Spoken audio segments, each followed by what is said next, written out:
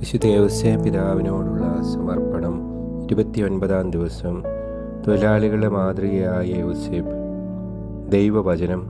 അധ്വാനിക്കുന്നവരും ഭാരം വഹിക്കുന്നവരുമായ നിങ്ങളെല്ലാവരും എൻ്റെ അടുക്കൽ വരുവിൻ, ഞാൻ നിങ്ങളെ ആശ്വസിപ്പിക്കാം. ഞാൻ ശാന്തശീലനും വിനീതഹൃദയനുമാകയാൽ എൻ്റെ നുകം വഹിക്കുകയും എന്നിൽ നിന്ന് പഠിക്കുകയും ചെയ്യുവിൻ, അപ്പോൾ നിങ്ങൾക്ക് ആശ്വാസം ലഭിക്കും. എന്തെന്നാൽ എൻ്റെ നുകം വഹിക്കാൻ എളുപ്പമുള്ളതും ചുമട് ഭാരം കുറഞ്ഞതുമാണ്. ധ്യാനം. ഒരാളുടെ ജീവിതത്തിൻ്റെ ഏറ്റവും മനോഹരമായ പ്രകാശനമല്ലേ തൊഴിലിൽ ഏർപ്പെടുന്നത്. മനോഹരമായ ഏദൻ തോട്ടത്തിൽ കൃഷി ചെയ്യാനും സംരക്ഷിക്കുവാനുമായി മനുഷ്യനെ നിയോഗിച്ച ദൈവത്തെ ഓർക്കുക. തൊഴിൽ ഒരു ശാപമല്ല, അനുഗ്രഹമാണ്. ദൈവത്തിൻ്റെ മനോഹര സൃഷ്ടിയായ പ്രപഞ്ചത്തിൽ ഓരോ ജോലിയിൽ ഏർപ്പെടുമ്പോൾ ഈ ലോകത്തെ കുറെ കൂടി മനോഹരമാക്കുവാൻ ദൈവം നമ്മെ അനുവദിക്കുന്നു. ദൈവിക ഉദ്യാനത്തിൽ പലതരം ജോലികൾ നാം നിർവഹിക്കുന്നു എന്നു മാത്രം. രക്ഷാകര കർമ്മത്തിൽ പങ്കാളികളാകുവാനുള്ള ഒരു മാർഗമാണ് തൊഴിൽ. വചനത്തിലെ കേന്ദ്ര കഥാപാത്രങ്ങളെല്ലാം വിവിധ മേഖലകളിൽ തൊഴിൽ ഏർപ്പെട്ടുകൊണ്ടിരുന്നപ്പോഴായിരുന്നു. ആബേൽ മുതൽ അബ്രഹാമിലൂടെ തുടരുന്ന ഇടയന്മാരും കായൻ മുതലുള്ള കർഷകരും ഇവരിൽപ്പെടും. അബ്രാഹവും മോശയും ദാവീദും ഇടയന്മാരായിരുന്നെങ്കിൽ നല്ല ഇടയനായ ഈശോ തച്ചനായിരുന്നു. ശിഷ്യന്മാരിൽ പലരും മുക്കുവന്മാരുമായിരുന്നു.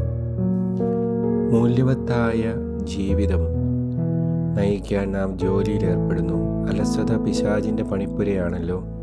ദൈവസുതൻ യൗസേപ്പിൻ്റെ മകനായി വളർന്ന കാലമെല്ലാം ഒരു തച്ചനായിരുന്നു. ജീവിതത്തിൻ്റെ രണ്ടറ്റം കൂട്ടുമുട്ടിക്കാൻ കഷ്ടപ്പെടുന്ന ഏതൊരു വ്യക്തിയെപ്പോലെയും യൗസേപ്പിനൊപ്പം അവനും അധ്വാനിച്ചു.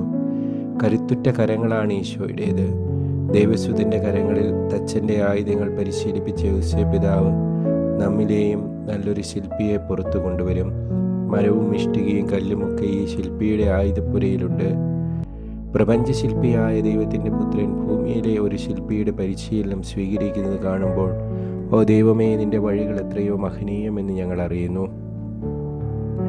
ഏതൊരു തൊഴിലും മഹത്വമുള്ളതാണ് എന്ന് പറഞ്ഞു തരാനാണോ നീ ഇത് ചെയ്തത്? മരങ്ങളെ ചിന്തയിലിട്ടും കല്ലുകളെ കുത്തിമിനുക്കുകയും തൊഴിലിനായി നടന്നു നീങ്ങിയ അവിടുന്ന് ഹൃദയങ്ങളുടെ ശില്പിയായി മാറി. ഓ വിശുദ്ധ യൗസേപ്പേ, കുടുംബത്തെ പോറ്റാനും സംരക്ഷിക്കുവാനുമാണല്ലോ നീ അധ്വാനിച്ചത്. ജോലിക്കായി മാത്രം ജീവിക്കുന്ന മനുഷ്യരുണ്ട്, ജീവിക്കാൻ മറന്നു പോകുന്നവർ.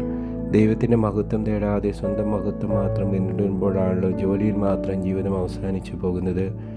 തൊഴിൽ ഉപജീവനത്തിനുള്ള മാർഗമാണെന്നും എന്നാൽ ദൈവമഹത്വം തേടുകയാണ് എല്ലായ്പ്പോഴും വേണ്ടതെന്നും ഞങ്ങളെ പഠിപ്പിക്കണമേ.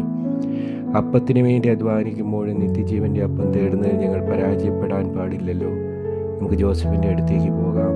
അവൻ നമ്മെ വിശുദ്ധരായ ജോലിക്കാരായി ഈ ഭൂമിയിൽ മാറ്റും. തച്ചൻ്റെ മകനല്ലേ എന്ന് ഈശോയെപ്പറ്റി പറയുമ്പോഴൊക്കെ ഒരുതരം അവഗണനയുടെ കയ്പുണ്ട് അതിന്. എന്നാൽ ആശാരിയുടെ മകനും സംസാരിക്കുന്നത് കേൾക്കുമ്പോൾ സകലരും വിസ്മയിച്ചു പോയിരുന്നു. ചെയ്യുന്ന തൊഴിലല്ല നിങ്ങളെ വിലയുള്ളവരും അല്ലാത്തവരുമാക്കി മാറ്റുന്നത്, നിങ്ങൾ അർപ്പിക്കുന്ന ആത്മാർത്ഥതയും വിശ്വസ്തതയുമാണ്. അടുക്കളയിൽ പണിയെടുക്കുന്നവരും അൾത്താരെ ശുശ്രൂഷ ചെയ്യുന്നവരുമുണ്ട്. രണ്ടും മഹനീയമാകുന്നത് ദൈവഹിതം തേടുമ്പോൾ മാത്രമാണ്. അടുക്കളയിലെ അമ്മയിലും അൾത്താരയിലെ പുരോഹിതരിലും ജ്ഞാനം നിറയ്ക്കുന്നത് ദൈവമല്ലേ.